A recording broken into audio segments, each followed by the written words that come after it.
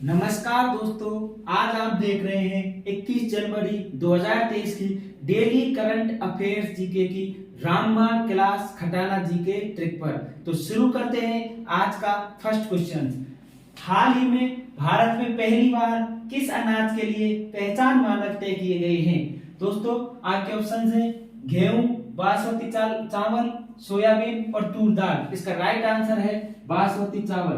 दोस्तों बासमती चावल में क्या है, मिलावट ज्यादा आने लग गई थी, उसको बंद करने के लिए और यूरोपीय जो देश है, यूरोपियन देश थे, उन्होंने इसका निर्यात कम कर दिया था। इनको ध्यान में रखते हुए भारतीय खाद्य सुरक्षा एवं मानक प्राधिकरण फसाई के द्वारा इसको पहचान मानक दिया गया है। किसको? बासमती चावल, इसकी सभी किस्मों को पहचान मानक दिया गया है। ठीक है दोस्तों, काली, भूरी, सभी सफेद। और दोस्तों एक बात और बता दूं आपको, जो माही सुगंधा है वो चावल की किस्म है। ये कई बार एग्जाम में पूछा गया है कि माही सुगंधा निम्न में से किसकी किस्म है? चावल, मक्का, गेहूं, बाजरा। तो आपको आंसर देना है चावल। इसको याद करने की ट्रिक है कि जब भी आप रसोई में चावल बनाते हो तो सुगंध आती है। क्या आती है? सुगंध आती है। तो माही सुगंधा किसकी किस्म है? चावल की। यहां लिख देता हूं, देखो माही सुगंधा किसकी किस्म है दोस्तों?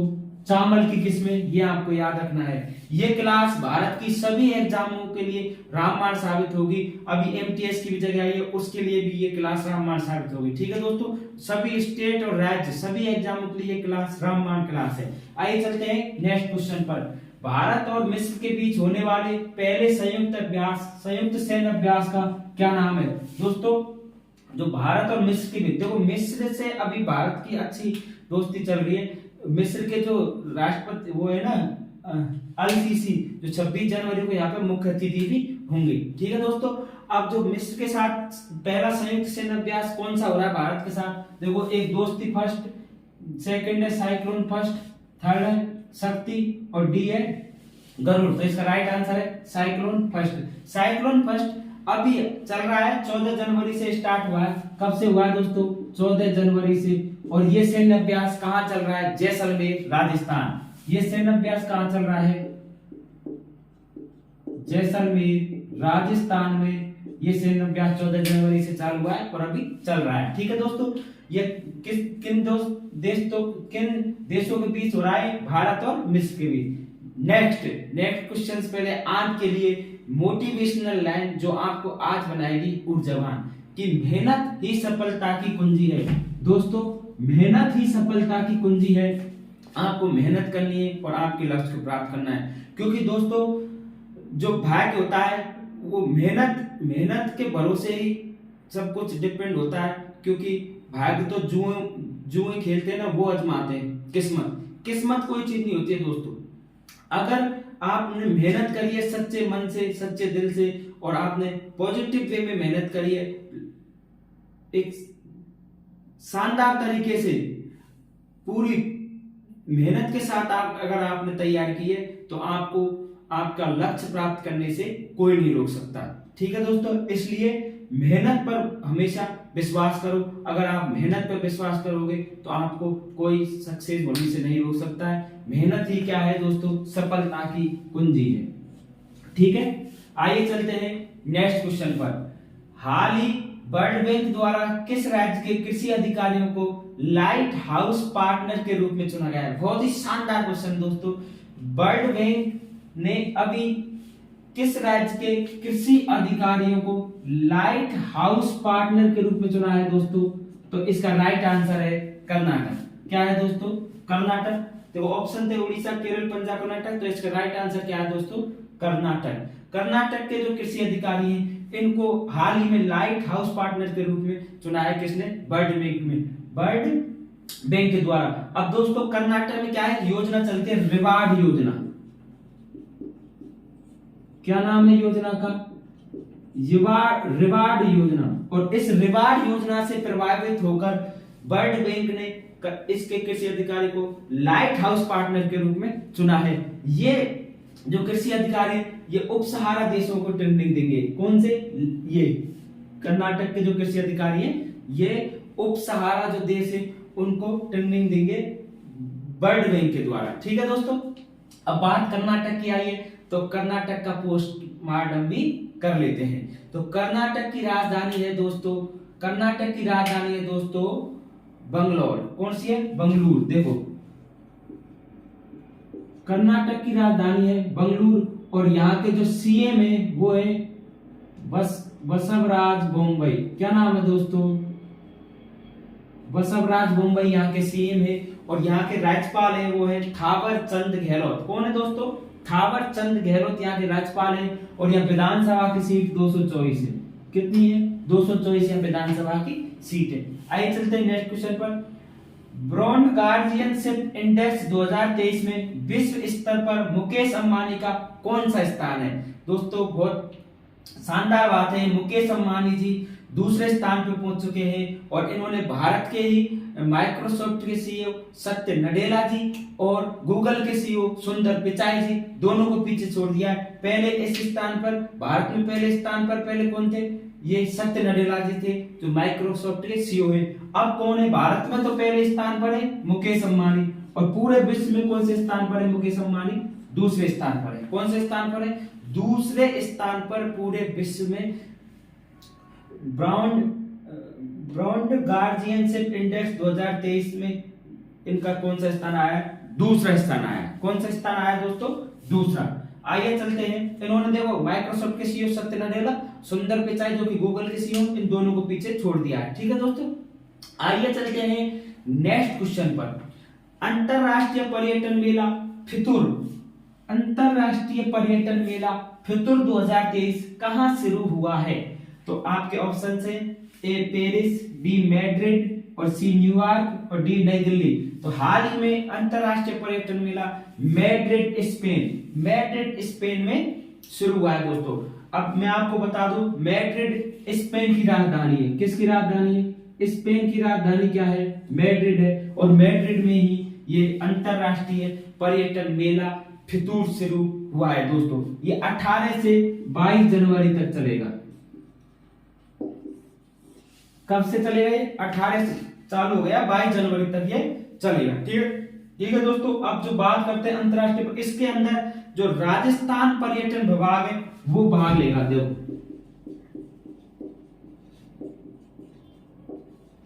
राजस्थान पर्यटन विभाग इस सम्मेलन में भाग ले रहा है दोस्तों। ये विश्व स्तर पर राजस्थान पर्यटन विभाग की पहचान को आगे बढ़ाएगा। ठीक है दोस्तों, आइए चलते हैं नेक्स्ट क्वेश्चन पर। कांगेर घाटी राष्ट्रीय उद्यान किस राज्य में स्थित है? दोस्तों ये राष्ट्रीय उद्यान अभी हाल ही में चर्चा में है। आपको सभी राष्ट्रीय उद्यान याद कर लेने हैं, को चाहे सीजीएल हो, चाहे 10+2 हो, चाहे एमटीएस हो, जीडी हो, सभी एग्जामों के लिए ये राष्ट्रीय उद्यान बहुत मोस्ट है। इनमें से एक क्वेश्चन तो 100% एग्जाम में आता है। इनके लिए अलग से वीडियो राष्ट्रीय उद्यान की मैं आपको अलग से अपलोड कर दूंगा 1-2 दिन में। ठीक है दोस्तों, आइए कांगेर घाटी राष्ट्रीय उद्यान किस राज्य में स्थित है? तो आपके ऑप्शन से राजस्थान, केरल, हरियाणा और छत्तीसगढ़।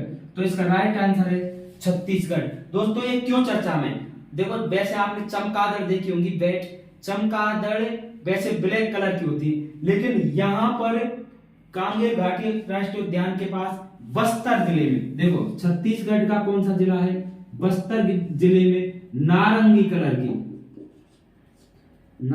कलर की क्या पाई गई है? बैट, यानी चमगादड़, नारंगी कलर की चमगादड़ पाई गई है। ये विलुप्त प्रजाति में से दोस्तों बहुत अभी मिली है, ये नारंगी कलर की चमगादड़। ये कांगेर घाटी राष्ट्रीय उद्यान बस्तर जिले छत्तीसगढ़ में मिली है दोस्तों।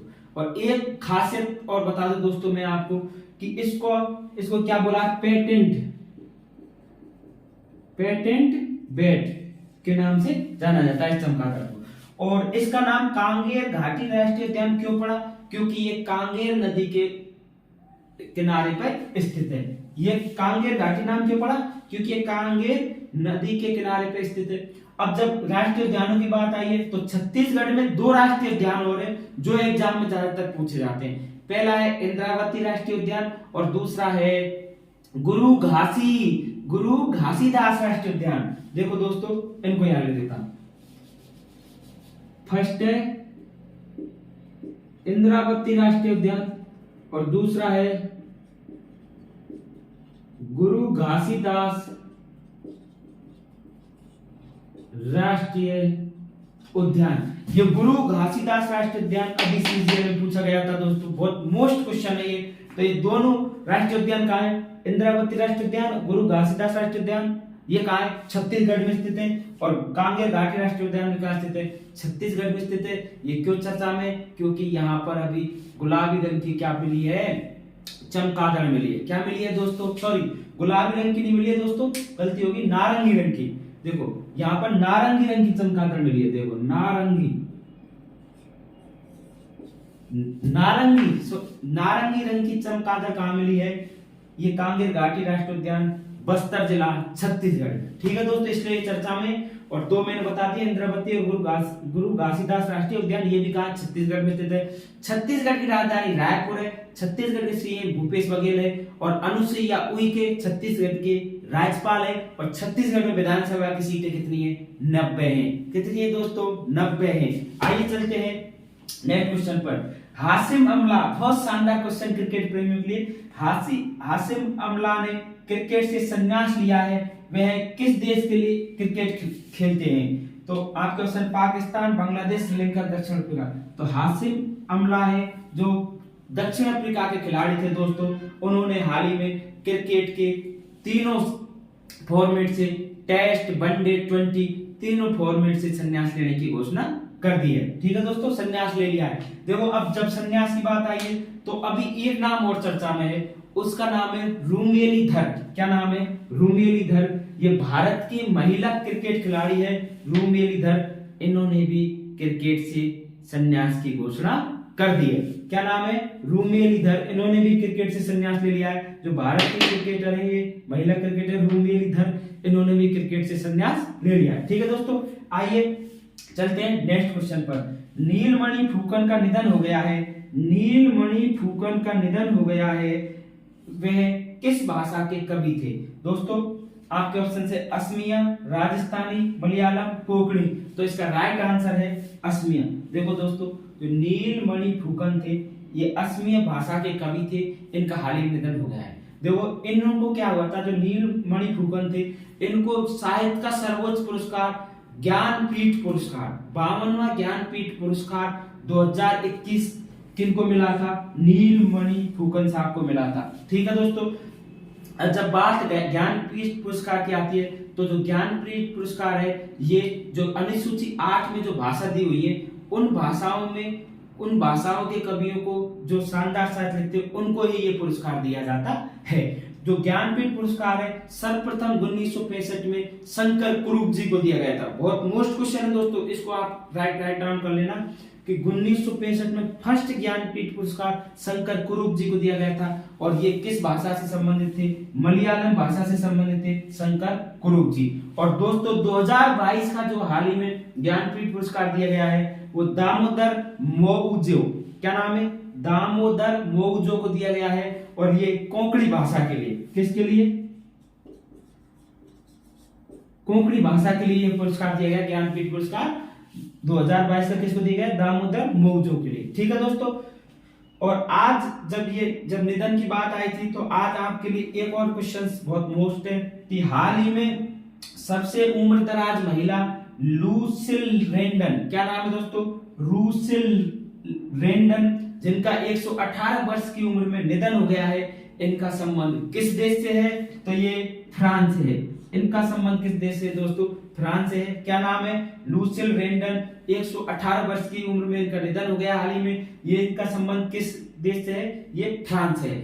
दोस्तों मैंने आपसे कल एक क्वेश्चन पूछा था कि जम्मू कश्मीर के उपराज्यपाल कौन है? तो उसका राइट आंसर था मनोज सिन्हा। क्या था उसका राइट आंसर? मनोज सिन्हा। और आज के लिए दोस्तों आज के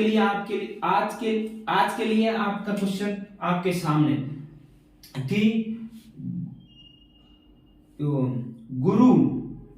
गुरु घासीदास राष्ट्रीय उद्यान किस राज्य में स्थित है? इसका आपको कमेंट बॉक्स में आंसर देना है। क्वेश्चन क्या है दोस्तों?